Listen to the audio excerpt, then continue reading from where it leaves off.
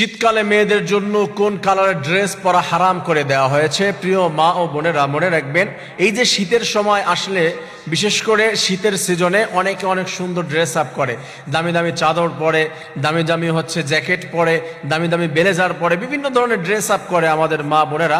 মনে রাখতে হবে কোনো ড্রেস মেয়েদের জন্য হারাম করে দেওয়া হয়েছে কিনা, কোন ড্রেসটি মেয়েদের জন্য হারাম করে দেওয়া হয়েছে, এই বিষয়টি বোঝার চেষ্টা করতে হবে। অনেক সময় অনেক মেয়েদের বিভিন্ন কালারের উপরে বলা হয়েছে যে গাঢ় লাল তারা পড়তে পারবে না, তারা গাঢ় হলুদ পড়তে পারবে না, তারা একবারে গোলাপি, চকচকে গোলাপি, এইগুলো পড়তে পারবে না, এই বিষয়টি বলে দেওয়া হয়েছে। তবে এক্স্যাক্টলি মেয়েদের জন্য এরকম কোনো কালারকে হারাম করে দেওয়া হয় নাই। কালারের দিকে যে গোলাপি কালার, হলুদ কালার, লাল কালার তারা পড়তে পারবে না, এই তিনটি কালার তাদের জন্য হারাম নয়। তাদের জন্য হারাম রয়েছে একটি ড্রেস, সেটি আমি বলছি, তবে এই কালারগুলি তাদের জন্য হারাম নয়, তারা পড়তে পারবে। কিন্তু একটি ড্রেস তাদের জন্য হারাম করে দেওয়া হয়েছে, একটি কালার, সেই কালারটি কি?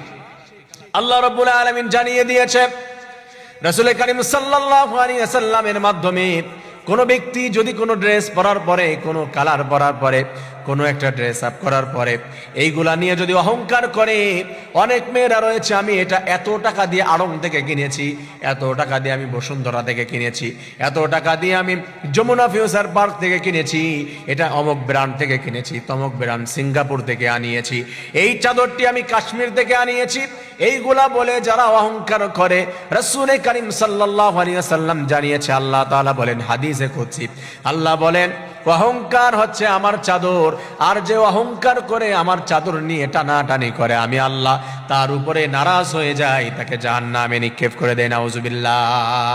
আল্লাহ রাব্বুল আলামিন জানিয়ে দিয়েছেন অহংকার করা যাবে না। অহংকার করে কোনো ড্রেস যদি আপনার হয়ে যায়, প্রিয় মা, প্রিয় বোন, মনে রাখবেন, আপনি অনেককে ছোট করে বলছেন যে কত টাকা দিয়ে কিনেছো তোমার এই জ্যাকেটটি?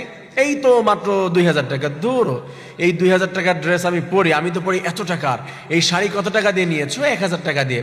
আমি পরি 50,000 টাকার শাড়ি, এটা আমার সাথে যায় না, এটা কোনো শাড়ি হলো? এই ধরনের কথা যদি আপনি বলেন, অহংকার যদি চলে আসে, আল্লাহ তাআলা কি বলে দিয়েছে? ইন্নাল্লাহা লা ইউহিব্বু কুল্লা মুখতালিন ফাখুর। আমি আল্লাহ কোনো অহংকারীকে পছন্দ করি না। আমি আল্লাহ রাব্বুল আলামিন সমস্ত অহংকারীদেরকে ডিসলাইক করি, অপছন্দ করি। আর যারা অহংকার করে, আমি রব্বুল আলামিন তাদেরকে জাহান্নামের ভিতরে নিক্ষেপ করে দেব, নাউজুবিল্লাহ। তা আপনার কোনো ড্রেস আপনাকে জাহান্নামে যাওয়ার কারণ হতে পারে, তার মধ্যে যদি আপনার অহংকার থাকে, তার মধ্যে যদি মানুষকে ছোট করা হয়ে থাকে, মনে রাখবেন স্বাভাবিকভাবে কোনো কালার মেয়েদের জন্য হারাম করে দেওয়া হয় নাই।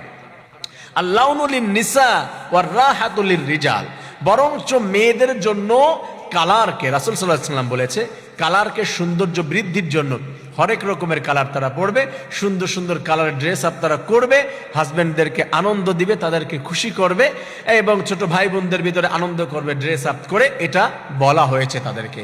বরং সুন্দর ড্রেস আপ তারা করবে, কারণ beautiful dress can change your personality.